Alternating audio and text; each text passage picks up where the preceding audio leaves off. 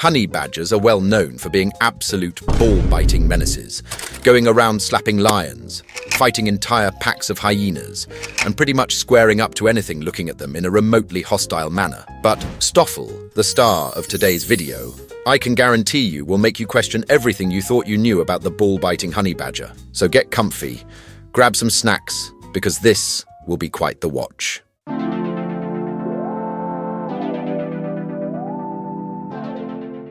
Now, Stoffel was born in the late 1990s somewhere in South Africa, and as a young orphaned honey badger, he was taken in by a brave farmer and hand-raised. And this early contact with humans meant that he never really learned essential survival skills, which honey badgers usually learn from their fearless mothers. So in the early 2000s, Stoffel was brought to the Moholoholo Wildlife Rehabilitation Center, where he met his lifelong caretaker, Brian Jones. Remember the name, as he will be a key figure throughout the video. At first, Brian let Stoffel roam freely around the property, as it seemed harmless at the time, but Stoffel was a goddamn honey badger, so obviously it did not take long before he started causing absolute chaos. He raided food stores, and in pure honey badger spirit, he broke into other animal enclosures and picked fights with pretty much anything that moved. One day, he broke into the lion enclosure, and that did not go so well, as he got badly injured. But of course, being a stubborn honey badger and all, he eventually made a full recovery. But because of all this mayhem, Stoffel finally got his own little enclosure. But one morning, the staff found the gate wide open, with Stoffel nowhere in sight. At first, they assumed someone had forgotten to lock it, but then it happened again and again. Eventually, Brian realized that Stoffel had figured out how to open the latch himself. He would stand on his back legs, hook his claws around the metal, and slide the lock until the gate popped open. So Brian did the only logical thing. He added another lock further up the door. He also introduced Stoffel to Hammy, a female honey badger, hoping she would distract him and keep him focused on other things. But Stoffel is not the kind of guy to get whipped around by some random woman. Instead, he taught Hammy the art of escaping, and together, they basically became the Bonnie and Clyde of the animal kingdom. Stoffel would hold the door, while Hammy climbed up and unlocked each lock one by one, before escaping together. After seeing this, Brian added metal wires around the locks, but that was just another game for Stoffel and Hammy. They used the same routine, only this time, they simply removed the wires first, before sliding the locks open, escaping once again. This final escape incident was the catalyst for a massive change to Stoffel's day-to-day life, which we will talk about for the remainder of this video.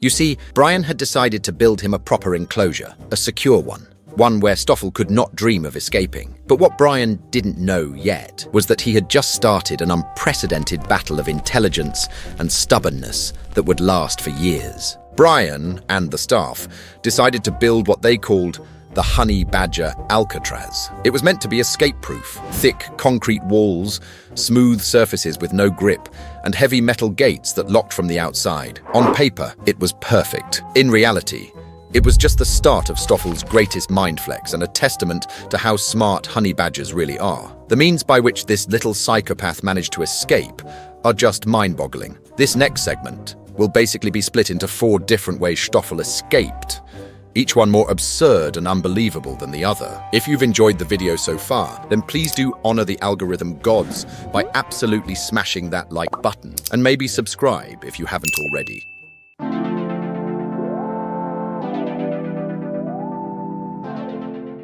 Now this first escape is rather straightforward, as he simply climbed out by using some overhanging branches from one of the trees still left inside. After that, Brian and his staff simply removed all the trees, once again making it seemingly impossible for Stoffel to escape, or at least that's what they thought.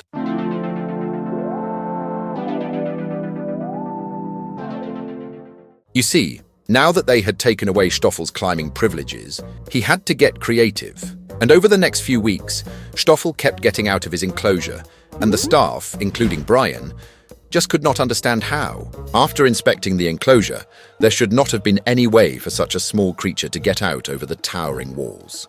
But one day, Brian caught Stoffel red-handed. It turns out this little menace had been using all the staff members' garden tools as ladders, literally flipping them around and placing them up the wall, then simply climbing out. He even used his play tire as a goddamn stepping stool. After noticing this, Brian snitched to his staff, and from then on out, there were no longer any tools for Stoffel to make ladders out of. Once again, Brian was confident that Stoffel's jailbreaking days were over, but oh boy was he wrong.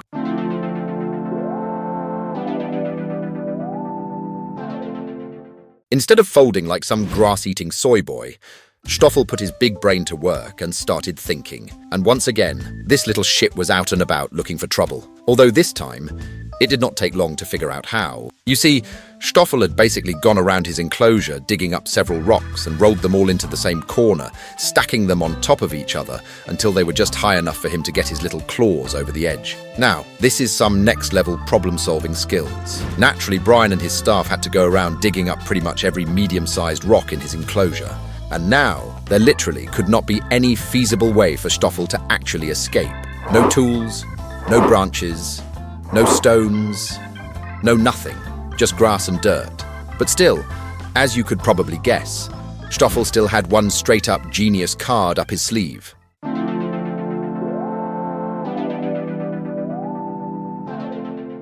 One night, Brian woke up to the sound of breaking glass. It sounded like someone was robbing his house. A window had been shattered, the fridge door was wide open, and inside sat Stoffel, casually helping himself with some late-night snacks. The enclosure had no trees, no tools, no rocks, and nothing he could use to climb, yet he was somehow out again. The next morning, Brian inspected the enclosure and rather quickly noticed several round clumps of mud piled in one corner. You see, it had rained the night before, which had turned the otherwise dry dirt into thick, sticky clay, and Stoffel had literally rolled the mud into solid balls and stacked them up like stepping stones until they were high enough for him to climb out. Literally, some Bob the Builder type shit. Brian just stood there in disbelief. Stoffel had once again outsmarted everyone. No tools, no rocks, just a few mud balls and a dangerous amount of intelligence. After this incident, they added one last improvement to the enclosure, namely overhanging metal wires. And as far as I know,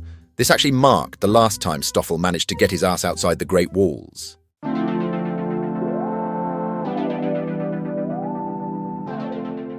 Now, one question remains, and that is if Stoffel is still alive. To my knowledge, Stoffel is still living at the Moholoholo Wildlife Rehabilitation Center in South Africa, and he is now around 28 years old, which actually makes him one of the oldest honey badgers ever recorded.